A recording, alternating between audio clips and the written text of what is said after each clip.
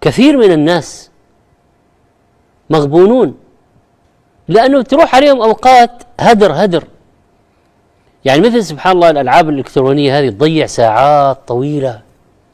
والله جعل الليل والنهار خلفة لمن أراد أن يذكر أو أراد شكورا.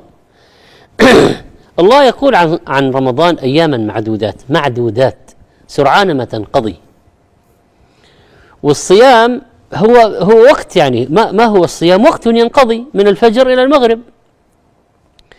والليل من قام رمضان إيمانا واحتسابا، يعني أيضا الليل في عمل في شغل. من صام رمضان إيمانا واحتسابا، النهار في عمل وفي عبادة. طيب كيف نغتنم الأوقات؟ نكثر من تلاوة القرآن، طيب صلاة التراويح، الإكثار من النوافل، الأدعية، الأذكار، الصدقات، إطعام الطعام،